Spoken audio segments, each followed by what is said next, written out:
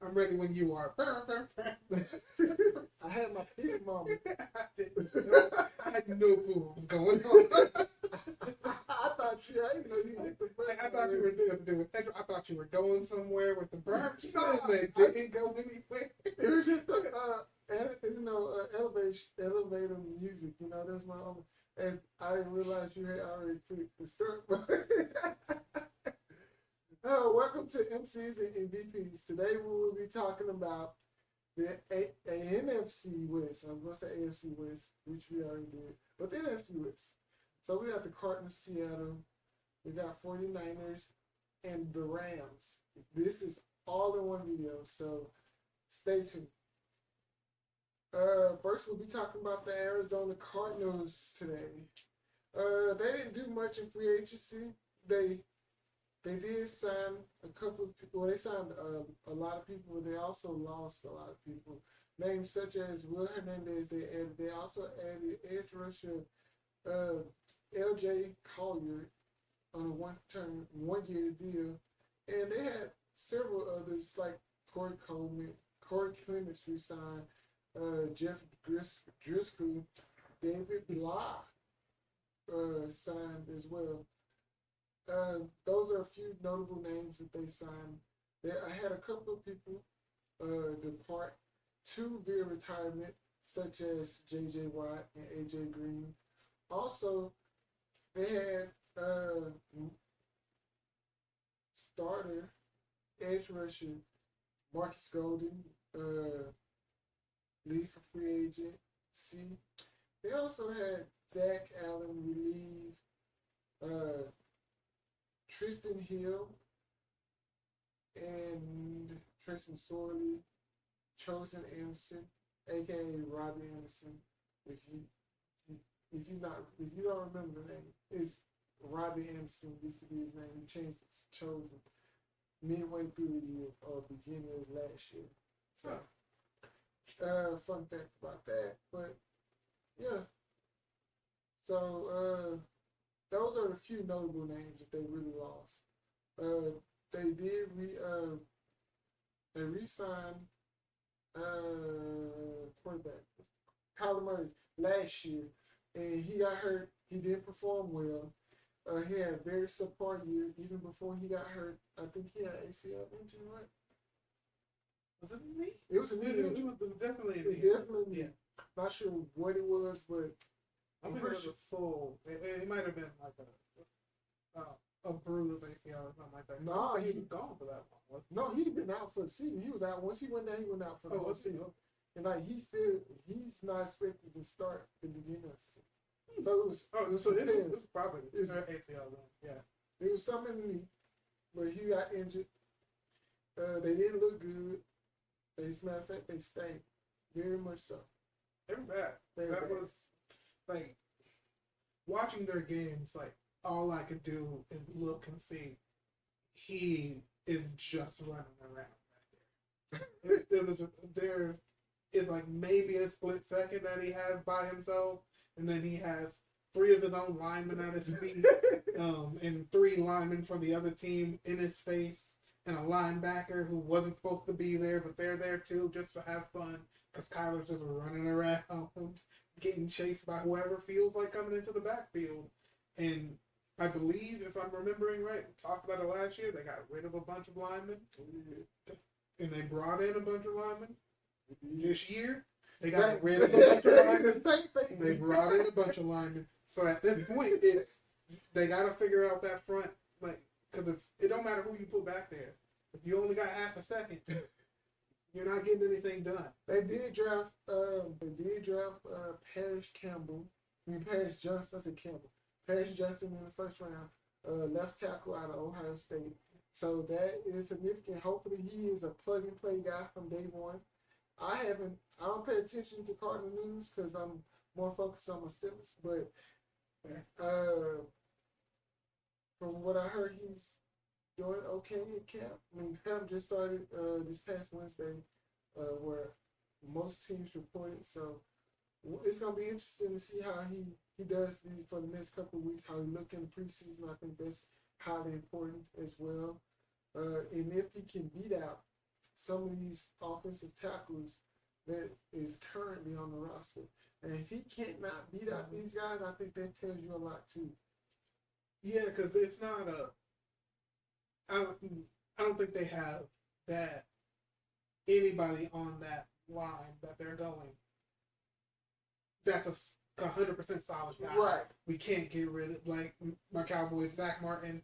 We want him. Like we're going behind him whenever we want. That's the big name that jumps out to you when you're talking about the Cowboys O line. When you're talking about the Cardinals O line, they don't have one. I don't know if they have anybody who the other teams are in film going, hey, this is the side we got to watch because they're going to run to a lot because of him. And it's like, there's no worry there. Like, and until you get that shirt up, everything else, like, sure, we care who's throwing your football, but, like, he can't catch it from the center because he's getting hit. Yeah. So, and I know Murray got a lot of flack last year about off the field, whether or not he was truly in his playbook as much as he needed to be. People track that stuff, boy. People know he won. Whether he was or wasn't, it don't matter. Even if he had been studying the playbook to the like level of like a 60-year coach veteran, you ain't doing nothing when you're getting hit immediately.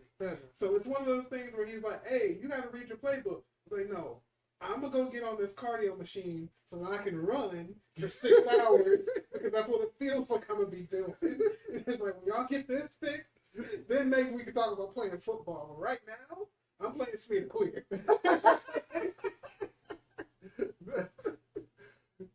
Oh, Lord. Yeah, the offense, we don't know. They did. They do have a new head coach, and I think Shane Leclerc, if I'm not mistaken. I'm pretty sure that's his name. Let's ask Google. Hey, Google. Let's see if Google want to answer me. Google, wake your punk ass up. I know, right? Hey, Google. Yeah, Google, right? Google said, I got shit. What's the name of the Arizona head coach? It's Jonathan. Yeah, I said Shane Leclerc. It's Jonathan Gannon. So I was wrong. I mean Shane Leclerc must be into somebody else. Anyway, it's Jonathan Gannon. That's the head coach of Arizona. Oh, Shane Steichen went to. That's what I was talking about. Indianapolis. That's what I was talking about. Shane Steichen went to Indianapolis. But anywho, they do got a new head coach, so that's gonna tell y'all. So they will have Colt McCoy as their starting quarterback for the beginning of the season, because Kyler will not be ready. I don't think he'll be close to being ready. Honestly, I will wait until next year. Like for real. If he's healthy enough to play, like maybe later on, get him about the last 4 games, maybe 5. If he's healthy enough, if we still having offensive line issues late in the season, I ain't sticking his ass out there. That's fair. That's completely fair. Because I don't.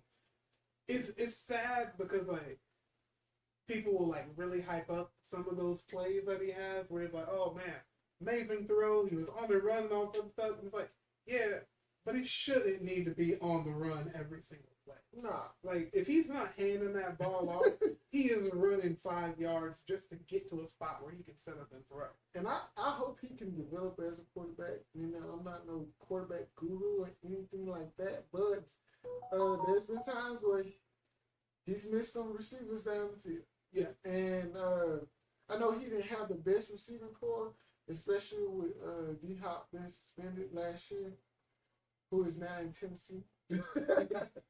And then we was all like, y'all took away his best weapon, and we weren't sure he was that great of a quarterback. Yeah, but enough was talking about their offense. Their defense got issues too. They lost their starting edge rusher, Marcus Golden.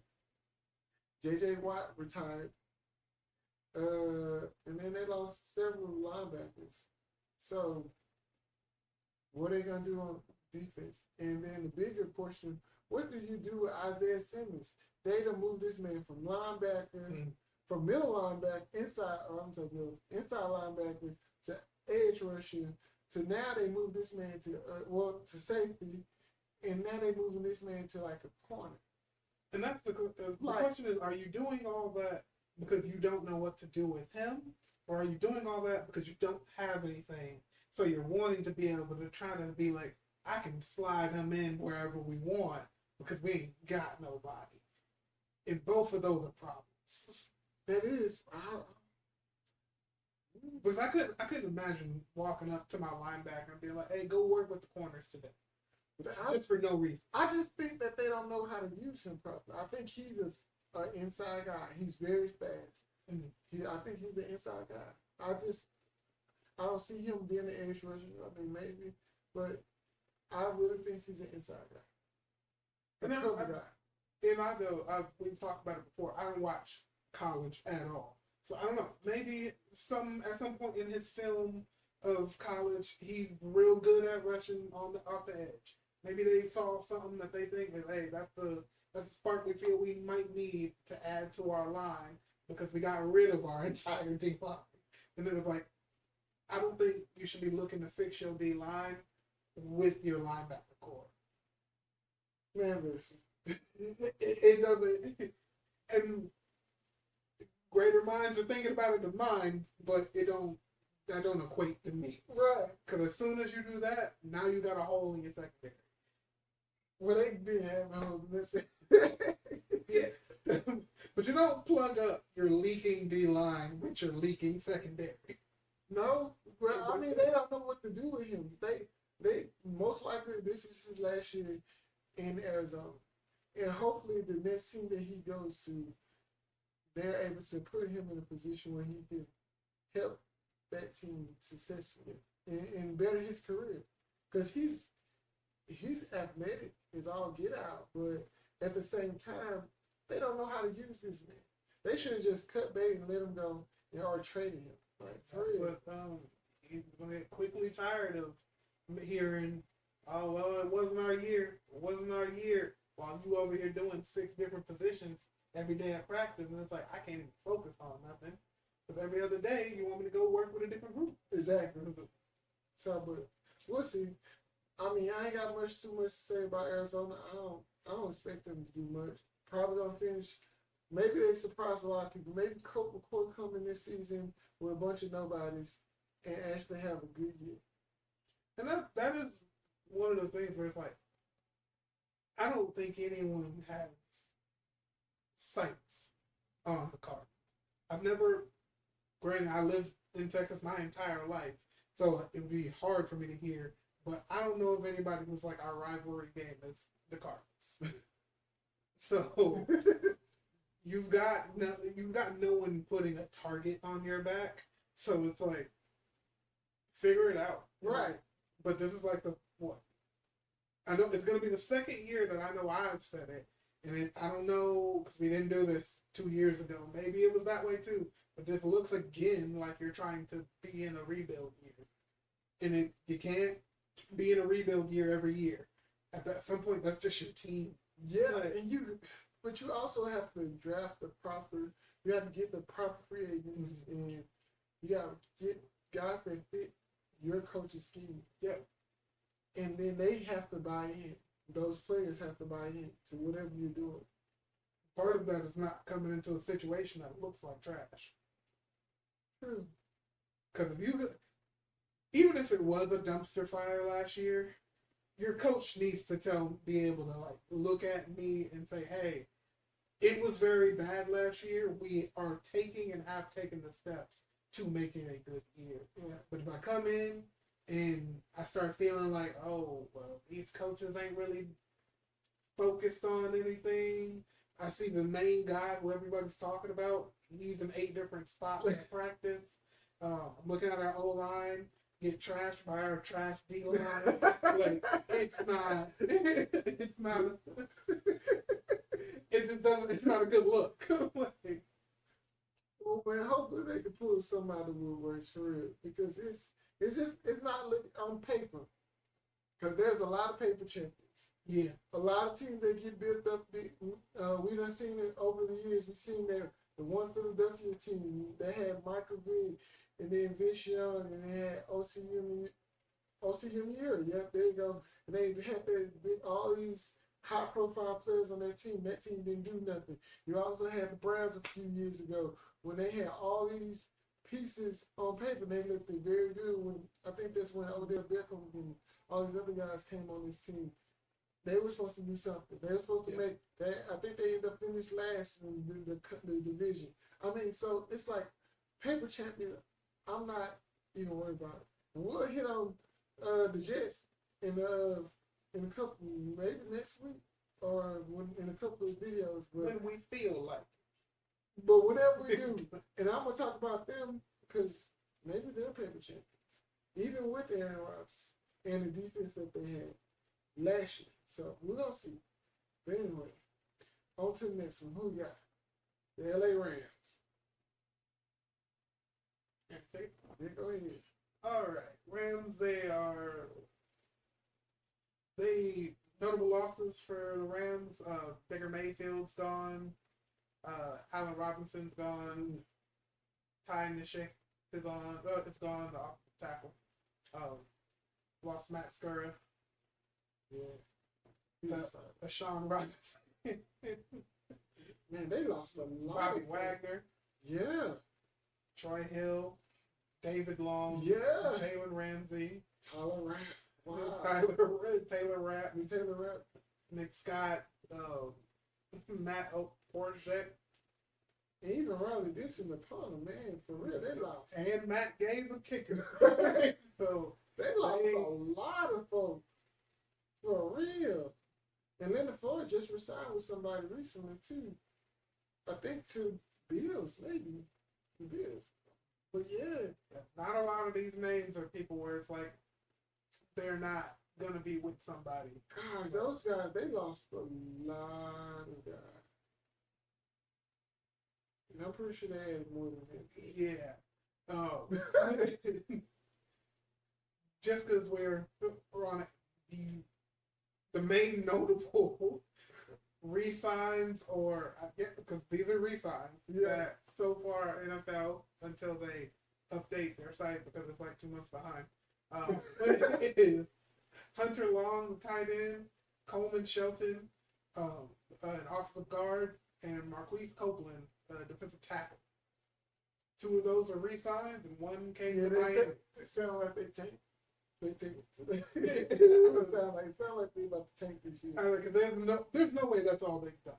I know it's because if that's all they've done, if that's all they've done is get rid of everyone, then the Rams they're in trouble. Not even just in trouble for games, you're in legal trouble. People are thinking you're throwing this year. Like, well, they did find themselves in the hole. Let's be realistic, because they had all them. Remember, there was one of those teams that went to like, we're gonna risk it. We're gonna acquire all these pieces so we can win the Super Bowl this year, and then we'll deal with the financial obligations later. And this is when all those contracts starting to bite them in the behind. Well, they were real big on now, not later. Yeah, now, not later, exactly. So this when you traded for all those guys, the Leonard Floyd, remember, then they had Von Miller and got Jalen Ramsey, all them guys. So. And then they turned around like, all right, we're going to trade you here. We're going to let you go. We're going to let you go. The only really notable name on defense is Aaron Donald. Last time I checked. Could be wrong, but that's the only person I remember really on the defense at this point. Yeah, and I wouldn't say that he made the impact that you expect from Aaron Donald last year. It's like not that he was terrible or bad or anything, but it was like that unstoppable force in the middle of your defense that you know Aaron Donald for being. I don't think he was really that last year. I think he was good for a couple of like highlight needed plays every game, but it was like it was not a constant pressure of that guy's a problem all game, and not what you were come to expect from him. But it was like that, like going just going off the list that we just went down, Man, like that can't be all they did. man, That, unless they they have, drafted some people. I mean, they didn't have first round, but I mean, we'll see. Hopefully, this draft class pan out, because if this draft class don't pan out, it's gonna set them back. And okay, so they drafted Stetson Bennett in the 4th round. Yeah, what's his name? Matthew Stafford is on the decline. I don't care what nobody says. He's on the decline. So that's actually very fair. and they drafted with their first pick. They drafted Steve Avila, a guard out of TCU, with the 36th pick. So I mean, hopefully he can help out on the offensive line immediately. But man, they've lost so much, and it's hard to replace good, solid veteran guys. So, but if I'm looking at that team, they still got Cooper Kupp. Will he be still good? Well, I think he's gonna be good. He got hurt last year. Last time I checked, he got hurt last year. Last time I checked. So, hopefully, they can figure it out. But this is another one of those teams that I'm not expecting much at all from. Based off what they've done in the offseason and who they lost, I get Sean McVay is a good coach. I ain't gonna say he's great. Everybody say he's great because he won Super Bowl. I think he's a good coach. He's a good coach. It's never. I don't think losing a bunch of people is ever going to be my go-to to go to the coach and say, it's all on you this year, because at the end of the day, your players do got to play. Yeah. But I will go off of the whole, some coaches can make a great player out of an all right. Yes. Now, the difference in that is, there's a difference between to be able to make one okay player into a great one and trying to make your whole team of okay players play great. Like that's a task I don't know that anyone has done. Well, Mike Tomlin hasn't had a losing season, so. Not having a losing season doesn't make your team go to the playoffs. I mean, we haven't had a losing season. I mean, but when you have a bunch of okay players, and the fact you finish above 500, I think that says a lot. That means you might be in the top 15, but at the same time, you're not at that top 5 or top 10. I give it to you with a grain of salt. And the only reason I give it the grain of salt, because as a Cowboys fan, no matter what we do, people will be like, man, your season was easy though. Who'd y'all play that year? How many people did y'all beat who were over 500 when y'all beat them? And I was like, motherfucker, there was 2 games. Oh, well, they didn't have a winning season when y'all beat them. I was like, it was week 3.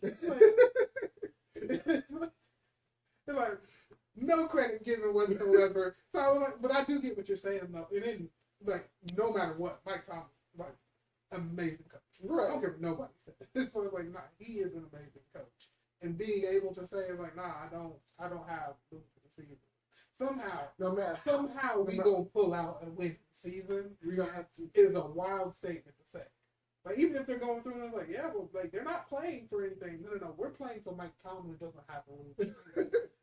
So, well, I mean, like, it's hard to talk about the Rams because they've shipped off all the big money players that they brought in to win the Super Bowl, which they did do a couple of years ago, and now they're like, we got clear cap. and it was one of those things where it's like, when they did it, everybody was like, no, we get it. Yeah, we understand what you're doing. That all makes sense. And then it worked. We were cool. Then it didn't work again the next year, and they were like, but y'all were still good. And then you were good again, and then now your people are leaving. And now we're all like, we don't believe in what you have anymore.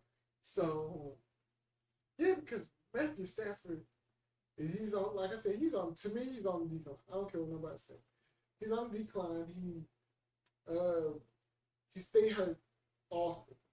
He's a gladiator, like for real. Even back in his time with Detroit, the man he's a tough guy.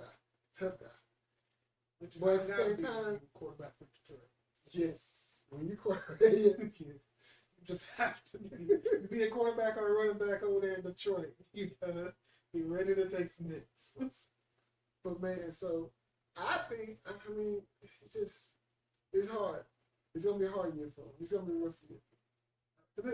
It boils down to like you got three notable people: quarterback, the receiver, you got defense line. Yeah, and that's all people are looking at. And I was like, you can very much scheme for that.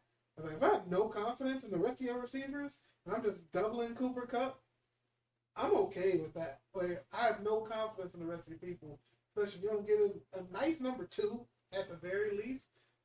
Cooper just got someone over the top and in his face the whole time. I don't know if he's gonna have that great receiver. Possibly.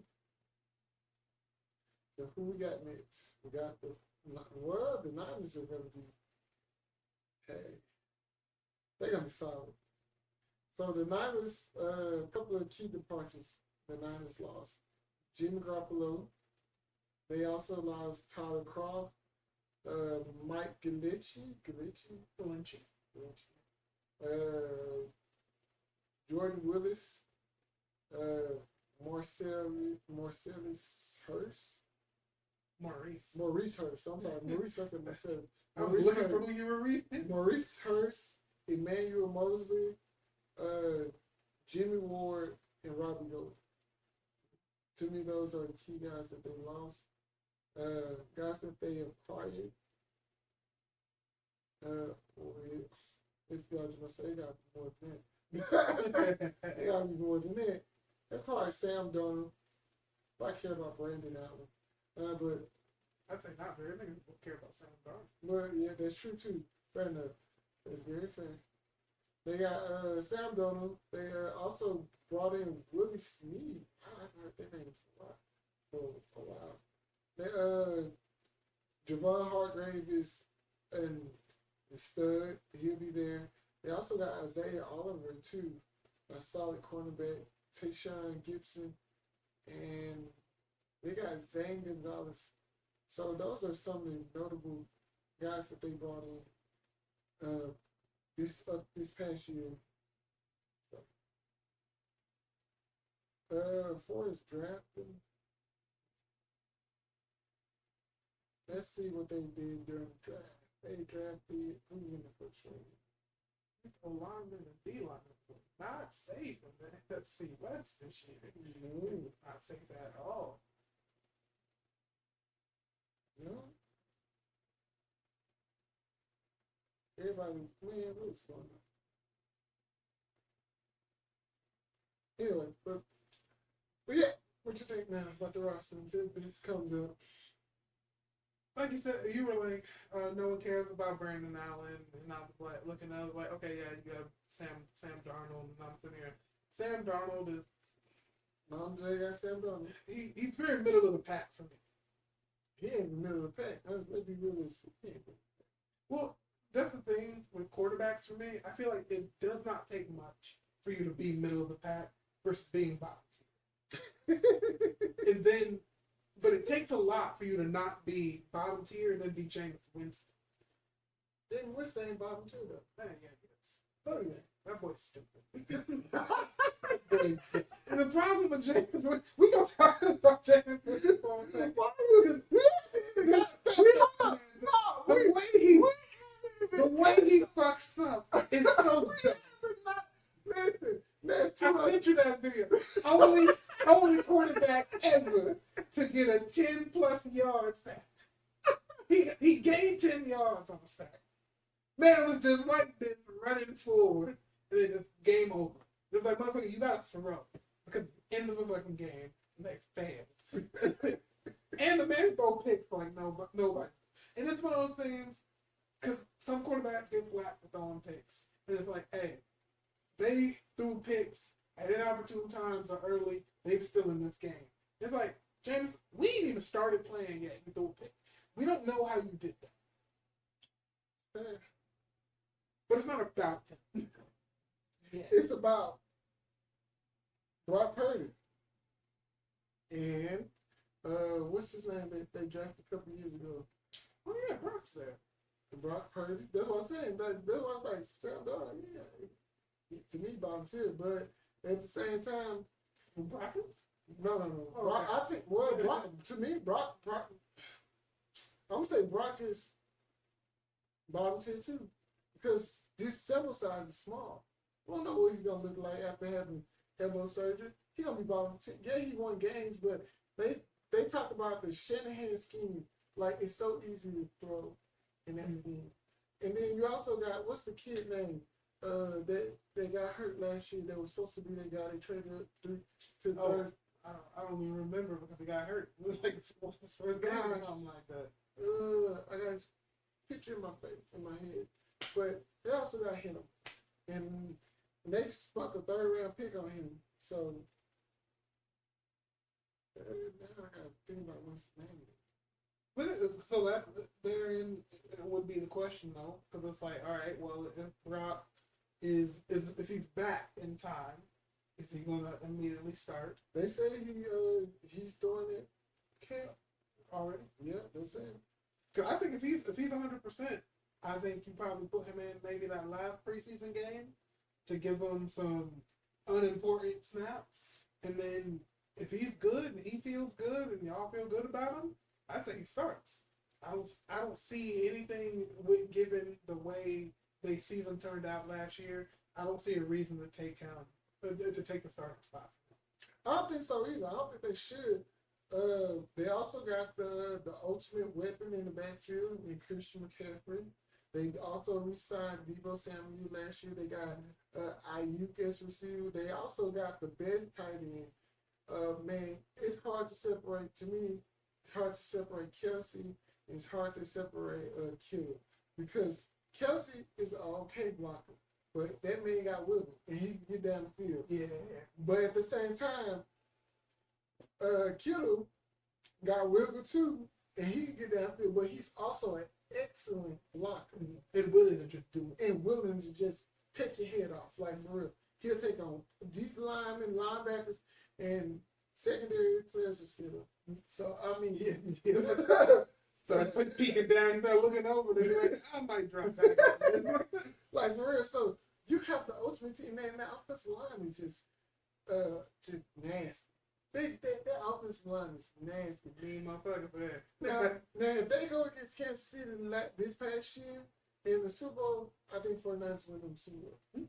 Like for real, I don't think the way Kansas City start that game, I don't see if Kansas City get down like they were against the 49ers, I don't see them catching back up because know what they're gonna do? They're gonna continue to run the doggone ball. And know what Charles said? He said this would be my 3rd shot at the Super Bowl where I did not run the ball. If he do it again and start trying to pass the damn ball, listen, they're gonna be out for his head because he did it with he was offensive coordinator in Atlanta when Atlanta went to the Super Bowl and they got up big time on the Patriots, and for whatever reason, they was like, we're gonna throw the ball to freaking we're gonna have Matt Ryan throw the ball. Even though Foreman and I think Coleman was averaging 4+ yards per carry. 4+ yards per carry. And then they went to the Super Bowl with against Kansas City with the Niners. And then they was doing the same thing. But I think they was averaging like 5-something per carry. And you know what you want to do? You put the ball in Jimmy G hands. Lord forbid. You put the ball in his hand. And I understand when people are like, oh, like the league's real pass heavy, they love the pass and stuff like that. And it's like, I get that, I understand that. But every time I see it get done in that way where it's like, no, put the game on ice, run the ball, and you don't. I'm like, so did you like personally go up to all your O linemen and your running backs and just say fuck you? Yeah. Did you personally do that, or whose idea was it to personally do that? Because I don't get it. And I'm like, I don't get it. Like maybe it was like, cause me, when I played O line and we were up, and they were like, hey, we running zone. We playing on the rest of this game running zone. We were happy. Like we were ecstatic. Man, you got I'm not thinking no more. I'm just going through, and they hate it. They hated every play. Like, I look at them and they huddle. Oh, listen, it starts when you get counted, ran your way, and you getting these 300-pound, 300-pounder mowing your man. It's getting tired. As a D-lineman, as a guy who went to college, collegiate, played at collegiate level, man, them guys, it get, man, especially when it's on a long drive. Them first downs be long, man. They run that counter or that zero, man, is up the middle, man. Man, especially get one of those big guys like the guy that's in Indianapolis, freaking and always yelling and running. Gosh, he is so good. Can I think of him? But or a Zach Martin. We're gonna use Zach Martin. Yeah. Or Zach Martin coming run at you full speed. These big offensive linemen. Or you have a Travis Kelce pulling from the center. Man, heck no, I ain't got time for that. Man, after like the third or fourth time on the same drive, man, it's tired. Yep. So I'm seeing some of them times you see them fucking 3-man fronts come up and that tight end's still there. I'm like, I know you just in here, but God, because I don't know if that guard gonna stay. I don't know if this tight end gonna leave. Yeah. And if that tight end don't leave, and this guard come down, and this tackle ain't got nowhere to go but here, and it's like, I got these 3 motherfuckers who ain't gonna do shit. Man, remove me. Just think on one side, that could be, you have the likes of Trent Williams, who is arguably the best D tackle, best offensive tackle ever, arguably. Yeah. Like, he's up there. And then you got George Kittle, and then you got this unknown but solid offensive guard, and you don't know where it's coming from. Kittle could take you out, and then he could block that. And then you got Trent Williams coming around the corner, and this other guard running at you, and then you got CMC coming down there. CMC ain't no slouch. And you don't know what he gonna do. It's like, is he here to block me? Is he here to go out to the flats? We got a full on route. He just gonna chill back there and hope no one comes in. But if you pull it and they hand the ball, man, and he's not one of those slow guys. He's a fast. I know people probably gonna get at me, but he's a fast white boy. They can run the ball. Yeah, like for real. And he got with me. Oh yeah. There was many times where I was like, nah, you should have been down, bro. That should have been over. Yeah, them D linemen was going back to the huddle upset. Like, I had him. I thought you had him like so. It's like, no, I had him. He was down. It's like, nah, we looked at the replay. Yeah, and then you look at it on the opposite side, on the defense, man, they still got though they lost Javon Hargrave in free agency, they still got Nick Bosa back there. They still got Fred Warner. Man, they have some solid guys right there. Nick Bosa is hilarious. He should be mic'd up every day. And then they played the last time I checked, they played the shell coverage. You know, that's like the Pete Carroll. What's it, Pete Carroll? I know he didn't invent it, but that's when the Legion Boom. That's the defense that the Legion Boom and had success in. When they had the whole crew back there, Richard Sherman, Maxwell, Byron Maxwell, Cam Chancellor, and Earl Thomas. Yeah, Earl Thomas. Yeah, it was Earl Thomas. Earl Thomas. Like, them boys used to be talking. And talking and had a reason to. So I mean, and then what's that? Go to the roster real quick, because they got a safety. He's a Samoan or a Polynesian, and his name is like Tutufa or something like that. And that guy, he reminds me of Troy Polamalu in ways I can imagine. They also got A.K. Armstead on the D line too. See, okay. It starts with T.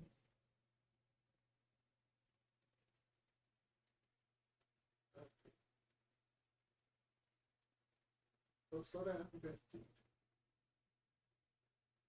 I don't have 2 teams. Why is man? He's safe. He's a safety. Boy, they got Tremaine Rouge. I don't know. But anyway, they still got him back there.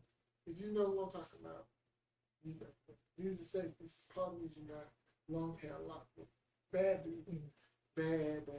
So, with a healthy quarterback, I expect them to be back in the AFC Championship. Like, not the AFC, NFC. I expect them to be back in the NFC Championship. I expect them to change divisions and be in that championship. Man, listen. For real. I expect them to be in the NFC Championship next year. It's just, if they're not, I would be just highly shocked. The same thing that we were talking about with how when the Rams first got that real good team, we were expecting real big things that next year. That is y'all now. This is your year to be. Like, we saw what you did, and it wasn't really a good situation that you was in. A lot of stuff kind of happened to you, Man, and like your quarterback got hurt in the first drive, and then the next one did too. And then they're like, "Hey, you want to throw the ball a little bit?" I know from any given Sunday, so just throw the ball like you in your backyard. I've never seen nothing like that. And then Brock Purdy was like, "Nah, I'm done. Like, I got this." Then they was like, "Oh, well, is he that good?" Like, hearing people talk about him, like, on freaking sports shows, and they were like, "All right, well, he's really not that good, but, you know, he came in and he did all right, and he did what he had to do." Man, every week, them having to, like, slowly put more praise and praise and praise. So, you want to know something funny? When he got drafted, I talked about him. Well, I got a video on my website, on my YouTube channel, talking about him and Desmond Ritter, how those were my sleeping gems of the whole draft class. I said these guys are 3 to 4 year starters. Brock Purdy's a 4-year starter. I'm pretty sure Desmond Ritter was a 4-year starter as well as Cincinnati. But because Brock Purdy came out of Iowa State, nobody really talked about it. Just like Breece Hall. Breece Hall was his running back. They came out together. Like, Breece Hall, nobody really talked about Breece Hall. But he broke out with the freaking Jets, and he got hurt, unfortunately, midway through the season. But he was killing it. But this is not a surprise to me that Brock Purdy. Now, do I think he received too much praise? Yes, a little bit. I'm going to say a little bit. Do I still think he's a solid starter? Heck yeah. Do I think he's going to be a good year and have a good year? If healthy, yes. The only reason I say I don't think he got too much praise is because he was. It's not even 100% off just his play or anything. It's just that's a story everybody loves. Because everybody loved when Romo had to come in and win a game. Everybody loves when freaking Brady had to come in because somebody got hurt and win a game, and then it's like, oh wait, that kid might be good. So it's just one of those stories that people really like. And for him to do it at that point, and then it was like, got to where you got, and we were like, no, arguably, we were like, you might be able to go play in the Super Bowl this year. Well, I'm going to tell you this, though. The reason why I say that is because he only played the last 5 games, and he was already in the offensive rookie of the year. I'm like, that's not a large sample size for you to even be considered. Yeah. So I said, to me, that's too much praise. They should have all receiver class for offensive rookie of the year, because the 2 running backs they got hurt, Breece Hall and the kid that came from Seattle, got drafted by Seattle, Kenneth Walker III. They should have been, honestly, if they hadn't got hurt, they should have been in the conversation of offensive rookie of the year. Not they had what's his name? They had 2 other guys that shouldn't have been there. 2 other receivers that should not have been there. But they ultimately gave it to the receiver for for the Jets. Garrett Wilson. Yeah, Garrett Wilson, who is a stud. I like. But at the same time, because he did what he did with nobody as quarterback, but at the same time, Chris Olave had a hell of a year. Yeah. With no quarterback too. In New Orleans. So it's just me. So I think he just received too much praise. To be considered in the top 3 rookies, you talking about best rookies, I think they too much praise. Because I completely get that. And it was like my thing was understanding the way that this league is talked about. When people were like, "Oh, he got too much praise," I'm like, no, he was a quarterback. That's where the praise goes to.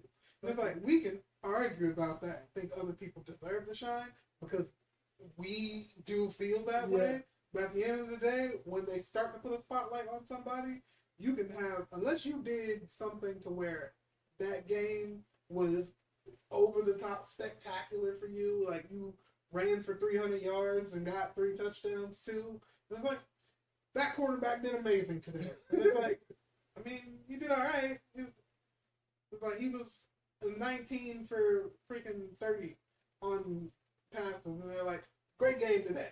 And I'm like, sure, but did you not look at what the running back did today? Right. It's like, yeah, we'll interview him after we interview the quarterback. So it was one of those things that's like, was it over-deserved? Yes. Did I expect it? Yes. Fair enough. But yeah, I like the 49ers this upcoming year. They looking solid. On paper. All this is on paper because training camp just started this past Wednesday, and a lot of people have gotten hurt.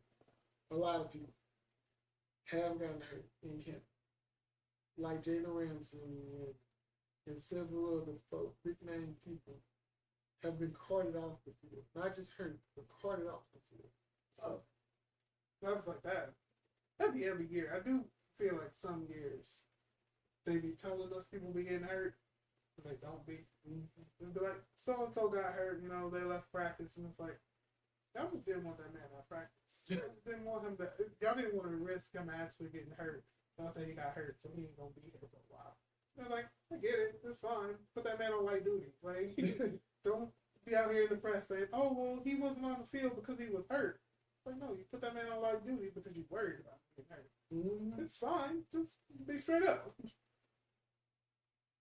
But I do think they have a lot of upside. It's one of those things where it's like you, again, like you were saying, on paper, you got the pieces. Right. And not only do you have the pieces, we saw that you had the pieces last year.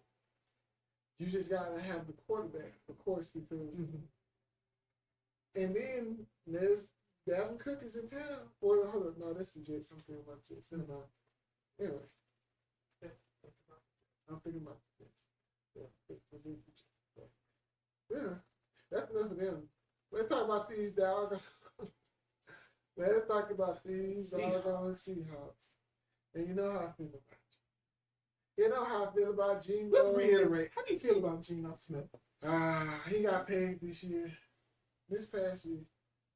Geno got paid this year based off 1 year of real productivity.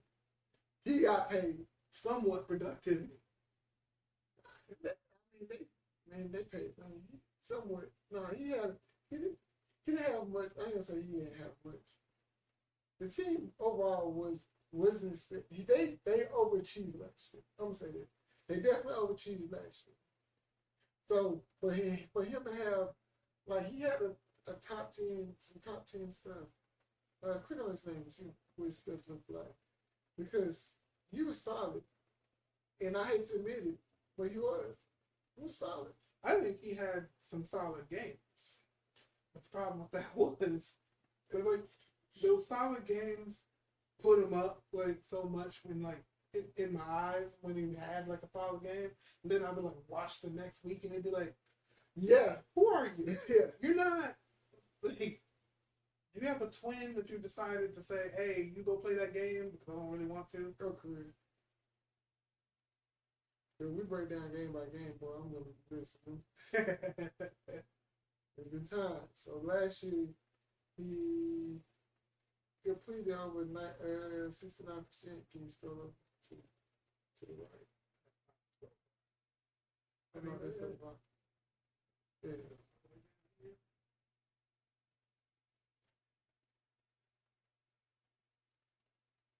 So yeah, okay, that's not too bad. See, that's a solid year. Threw for over 4,000 yards, 30 touchdowns, 30 to 11 touchdown to interception ratio. It wasn't too bad. Too bad. I can't. And then he made a Pro Bowl.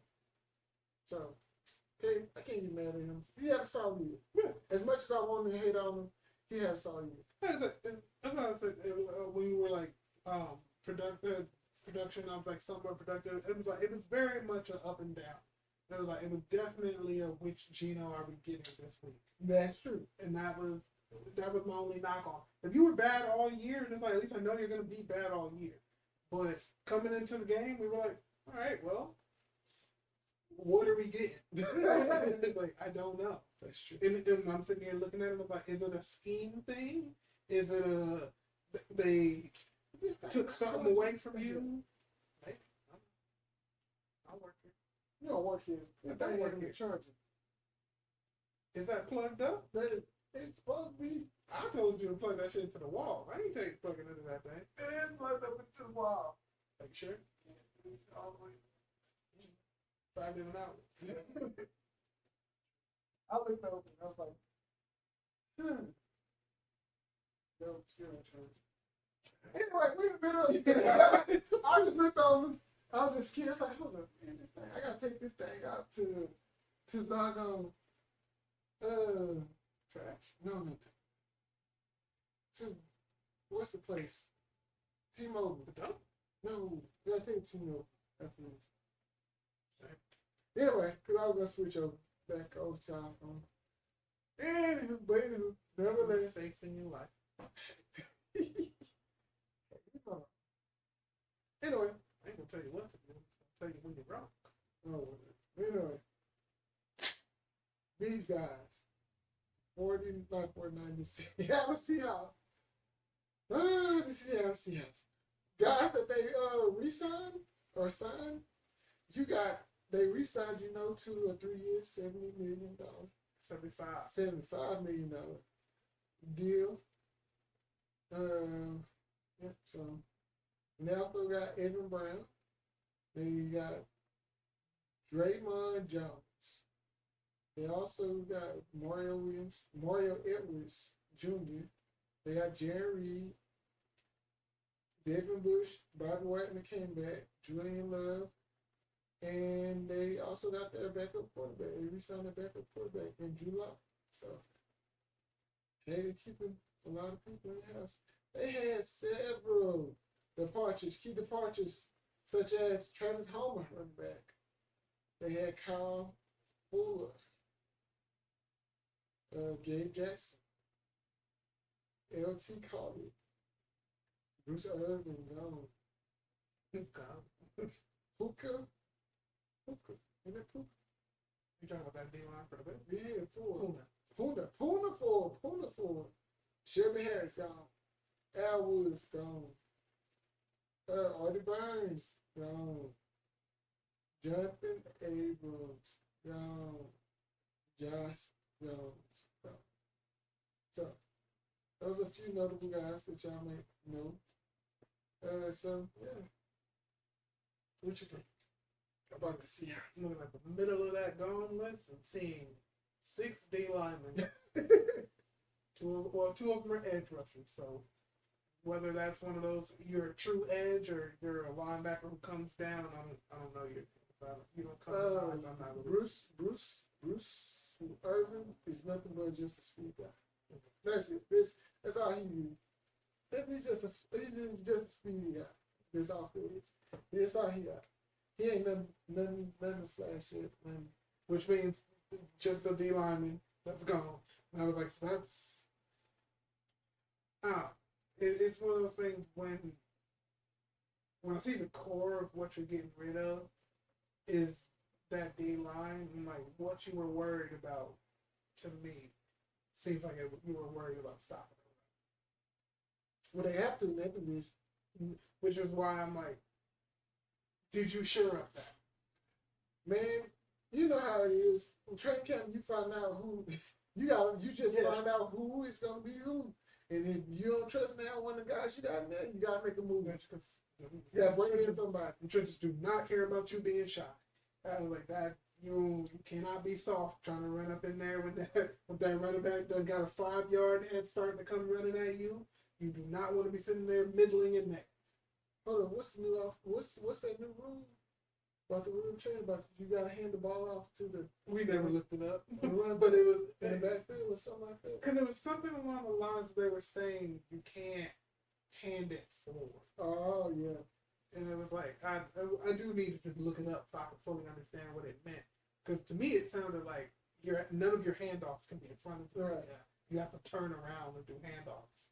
And then, so it was a very weird thing to just like hear, like just the title. And then it's one of those things where it's like, without going in and finding like a real article that explains, no, this is what we mean by that, it sounds like your RPOs are gone. Like, because to do an RPO, you have to be able to look at what's going on ahead of you. Unless you just turn to the side, unless you're gonna be like, I'm just gonna read this side of the field, and hopefully my left tackle it can hold up on this end so I don't get creamed. Well, no, I get what you mean, but even with that, if you're handing that ball off, you would have to like fully finish turning back around. Well, no. That's what I'm saying. He's coming. If this is the offense line in front of us, if the offense line is in front of us, I'm going to turn literally almost parallel to an angle so I can see this side of the field. And he's going to come down, and as long as he ain't in front of me, I'm going to hold up until the point where I'll have to make the decision. Yeah. But I do think that takes out the element of hiding the ball. Fair enough. Yeah. Yeah, man. And I feel like that's the thing that would stump me personally more for the little bit of D-line that I did do. I was like, if I can't see the ball, then I don't know if you can see I mean, you still hit the quarterback. Oh. You still get literally for the little bit of like D-line that I did play, that I was a defensive end for, my coach literally was like, nah, on this play you're going running back, on this play you're going quarterback. So if they do one of those things, hit who I told you to hit. Yeah. All right, that's say less. And like linebacker be like, I got a quarterback. You got you take the running back. Cool. All right. You understand what we're doing? I understand what I'm doing. Now when I come through and I hit that running back, and when I hit that quarterback, that running back ran free and you missed. It's on you. Bet not come to that sideline and say Brody missed his time. I'm like, no, he didn't. Brody knew exactly where he was going, and we talked about this. So, man, with the Seattle Seahawks, man, they, I think they're solid. I'm not expecting too much from them. I do think they are a borderline playoff team. I think so. Especially when anytime you got Tyler Lockett and freaking that freak DK Metcalf in the backfield. Metcalf? DK Metcalf? Meth as in crack. It's Met. You said Met. I said meth? Yeah. Metcalf. DK Metcalf. DK Metcalf. All right. Anyway, you got that freak. You just gotta call him DK. When you got the freak DK, he's gonna give you the DK. Pops.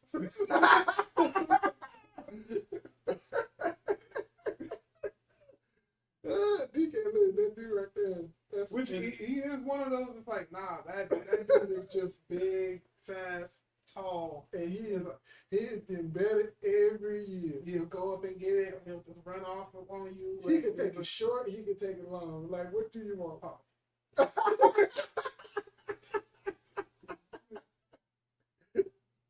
So I mean, it is what it is. It is what it is. Like, if they can protect Geno, and Geno don't make no bonehead throws, and then Kenneth Walker III is healthy, that team could go a long way. It's going to depend on their defense. Their defense was okay last year, but they also got on defense. They got Kobe Bryant. They also got what's that other quarterback name? He should have been He should have been defensive rookie of the year. He led the league in interceptions last year. Gosh, Wooten. I think it's Woo. I think it's Woo. Let's see. Yeah, you clicked on it.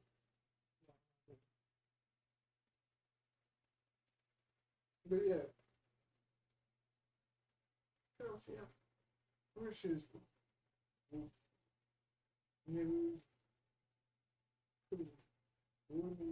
Yeah, pretty sure it's Woo. But after they, and then they also got Jamal. Even though he's just more of a linebacker, just playing safety. Okay. Yeah, Woolen. There you go. Tariq Woolen. Yeah, there you go. Tariq Woolen. That's a bad boy. They also need to get their first round draft pick, David Witherspoon, in camp. And we need him behind in camp. He need to get behind. He need to sign that deal and get behind. ASAP. But yeah, so I expect them to be solid. Man, I mean, so we'll see. They're one of those teams that you just have to wait and see. Their offensive line is going to be nasty because they had a bunch of, freshmen, a bunch of rookies started last year at like guards and tackles, like Quinn Cross. That dude was solid last year. I definitely don't see them taking a step back. I do not see them taking a step back, but it depends on Geno. What version of Geno are we going to get? That's the thing. I don't even foresee him being the whole which one are we getting? Sometimes we're gonna get good, sometimes we're gonna get bad. I don't see him reverting to all we get is bad. Yeah, okay. So I just can't imagine them taking a full step back to where it's like y'all were straight up trash this year. Because you didn't lose anything, enough key stuff for you to have now reverted back to looking like you're in a rebuild here. Right. But at the same time, if your stuff doesn't pan out to be great, I would get I would get your year ending and we were good. We made a playoff push. Right. Maybe didn't make the playoff, but we made a playoff push.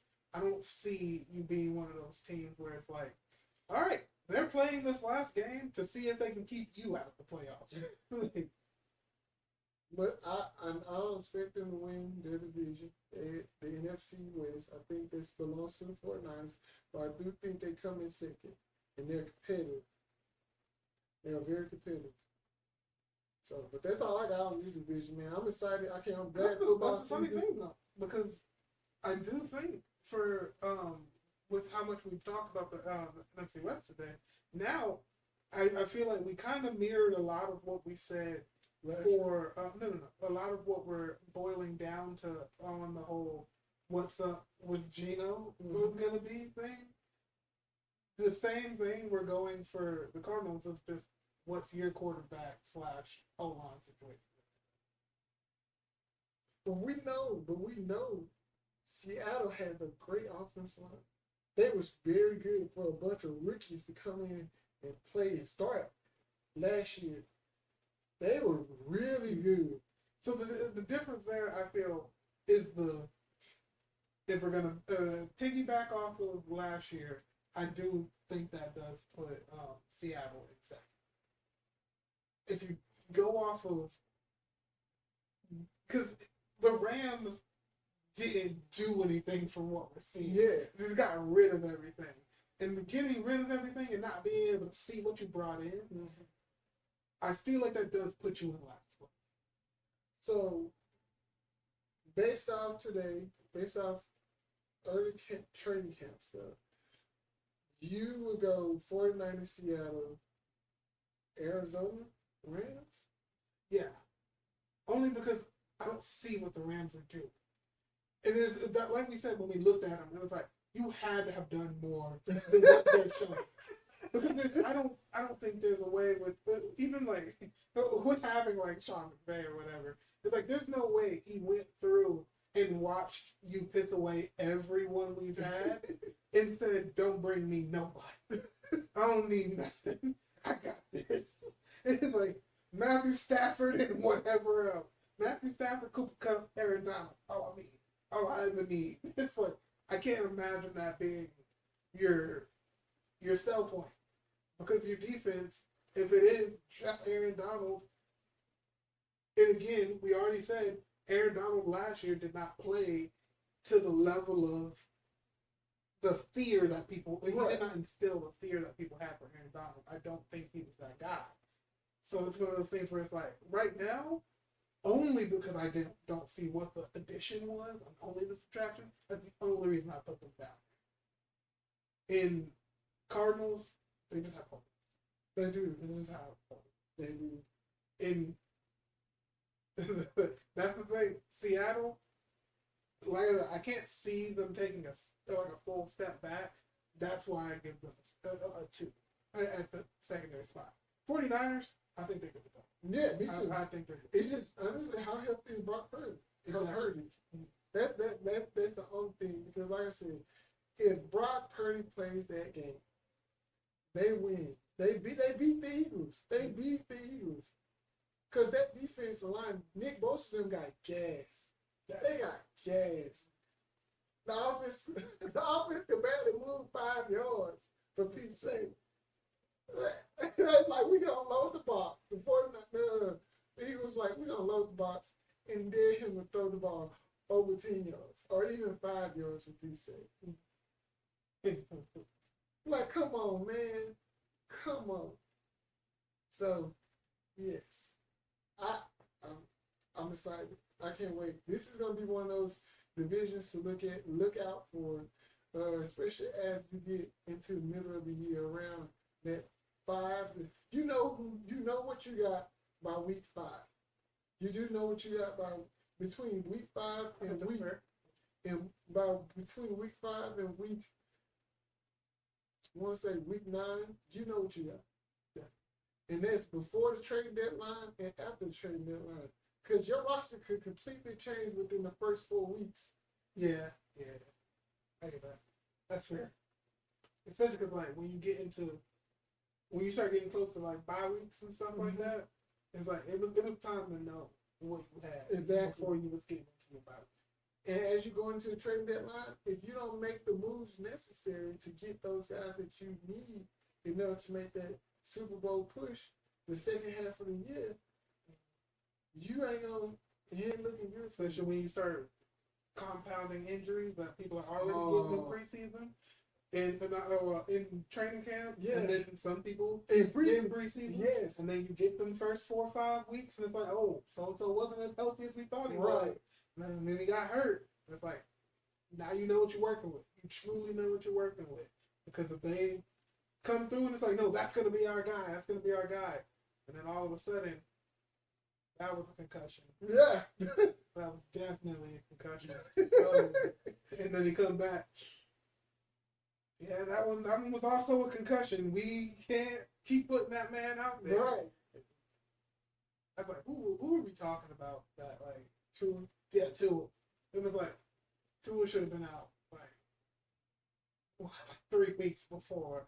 They were like, hey, they were so iffy on it, and I was like, take that man out. Kenny Pickett also suffered 2 concussions, which was scary too. Mm-hmm.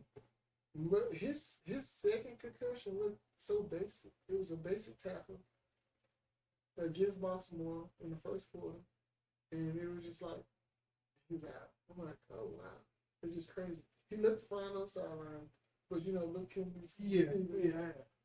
So.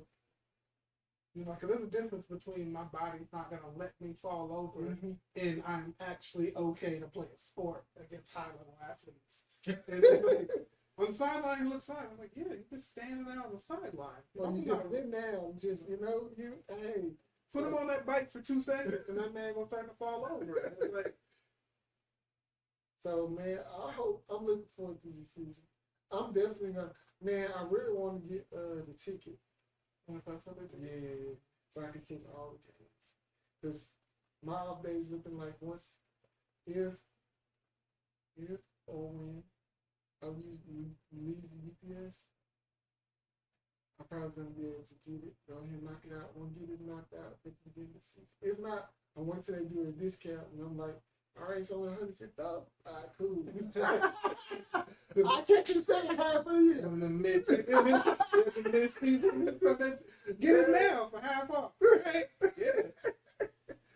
Well, right now, that thing, I'm pretty sure a lot of people spent that $300 on that thing. I'm like, ooh. Yeah, I couldn't do it. I'm like, $300, man. For real. It's like, listen, I love watching football, but I cannot, for the life of me, sit here and watch like the Jets play the Jaguars. I can't. Week 3, But that for $300. But that's a good game though. But you got watching it for $300. But it's not just watch. You can flip through all the games. Yeah, that's what I'm saying. Oh yeah, fair enough. that's why I was like, I could not do it. I get it because this year the Jaguars looking good. The Jets are supposed to be good. Not bad at all. But you were thinking of the single solitaire. It's probably gonna be a good game. I think it probably will. But I'm definitely not gonna give you 300 for it. But the fact that it will be available to you to look at is the thing. Because you stay in Texas, man. You stay in Texas. You're gonna get the sorry ass Cowboys. You don't have to because you can use my stuff, but you choose not to. But anyway, I pirate it because I ain't paying you fucks. No Netflix, no Hulu. I just got rid of them shits because I was like, I can get you wherever I want. I get anime online. I be stealing y'all movies. Disney Plus. Fuck you. Like, I pirate shit. I don't have to deal with it. I watched this fucking Errol Spence and fucking Tyron Crawford fight last night. I pirate. What they gonna do? oh Lord. With that being said, we're going to end the show because Jordan said, after that ticket, basically, I'm still going to look at getting it probably the second half when there's a discount. And as my cash flow get it, and I want to see it. It depends on how much it costs. It's $300 right now. Fuck that. I thought you were exaggerating. No, not for real. It's about $300 right now. Never mind. That's what they think. Yeah, fuck. Also, fucking next time we will have JT back. There's a miscommunication about our schedule. But we'll have my bad. We'll have our favorite furry beer having. Okay. I was like, you can't pause between furry and whatever next word. Oh, just beer having guy, he's crazy test, so he'll be back. I thought you were calling him a furry, and I was like, that's. I don't even know what that means. I didn't think you did, which is why I was like, don't call that man a furry. I don't know what that means. So yeah, he'll be back with us. We'll be posting more content with the three of us next week, unless somebody has a family emergency. Anyway. Till then, next time, thank you for watching. Please like and subscribe to our channel. Also, because we didn't do it before, if you're looking for information about draft class and whatnot, go look at Rico Knows stuff, because that's where he gets his info. Yeah, Rico Knows. In case you didn't know, Rico Knows.